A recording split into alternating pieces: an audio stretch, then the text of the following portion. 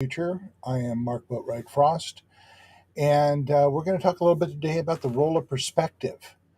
Let's say these are very short videos, and I can talk on forever about this, so let's just jump right into it and see what we can get through in 6 to 10 minutes. So, perspective. Um, we all have a perspective, and that informs our perception, how we see the world, how we think things are, the categories we put things in are all informed by our perspective of the world. But our perspective tends to be informed again by the people around us, what we've been taught, what our experiences are.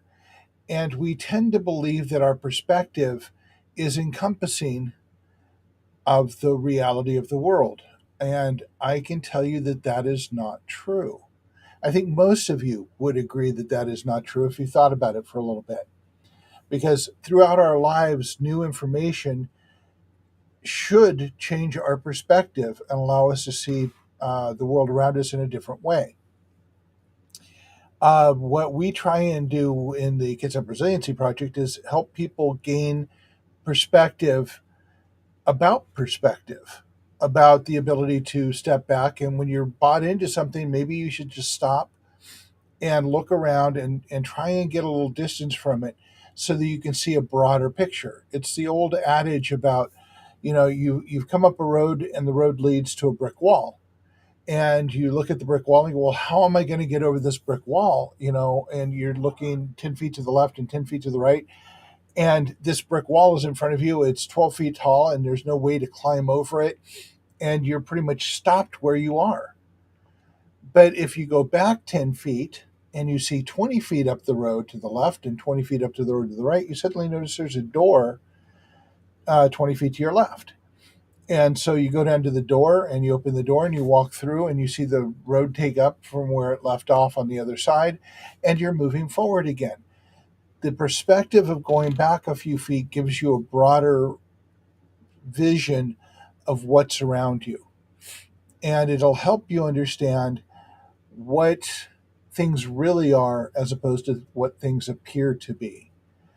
This is vital if we're going to find a human future. We have to look at our humanity around us a little differently. Next week's Thoughts on Human Future are going to have a guest, Dr. Jay Silverstein, who's 30 years as a forensic anthropologist, and he has a very interesting view of our picture about ourselves, about the limitations we put on ourselves, what we believe about ourselves that is untrue. And it'll be a very interesting discussion about that. It will be about 15 minutes long, but I hope it will give you a greater perspective about life around you. So now that we've talked a little bit about that, and we've talked about the fact that perspective informs perception. When you're stuck and you are locked into a belief system that is not working for you or the people around you, you need to find a way to step back and look at a bigger picture, because that will inform your perception of what's around you. And that will help you find solutions to problems you can't see. And sometimes the solutions are not available to you alone, but it'll help you see who you need to work with to find a solution that'll get you where you need to be. Remember, we are not built to be alone.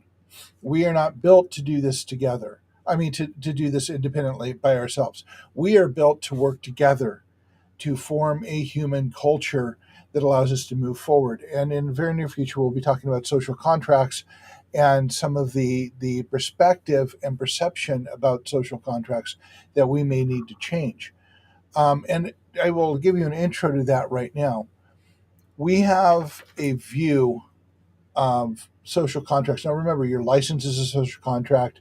The Constitution is a social contract. These are agreements where humans are supposed to cooperate with each other, and it's the focus on cooperation that makes a social contract work. However, our culture, our society, our framework in which we live promotes individuality and competition, which is in direct opposition of cooperation. and community.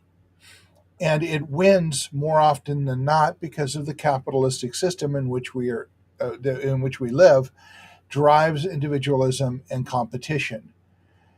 Yet our salvation as humans is going to rely on us cooperating together and working in communities to solve problems. You see where our toxic culture or toxic framework is actually preventing us from doing the things we need to do to reach a human future. It is in direct, again, opposition of cooperation and community.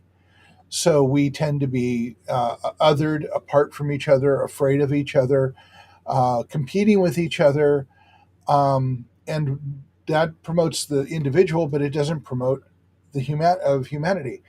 And here's where it all fails. If humanity fails, we all fail. Period. That's the bottom line here. So, gaining perspective about our humanity is vitally important. Gaining perspective about everything is vitally important because we have to see different paths forward. We cannot afford to be locked like we have been. Um, Alcoholics Anonymous has a saying that was frequently attributed to Einstein. Insanity is doing the same thing again and again and expecting a different outcome. The truth is, we have been living in insanity for a very long time, and we have to find a different way, which again goes back to gaining greater perspective and changing our perception of the world around us. So that's my message for today. It's going to be just about 7 minutes. Have a wonderful week. Have a wonderful day. And remember, we together can change the world one step at a time, one neighborhood at a time, one person at a time. Thank you for your time. Enjoy your day.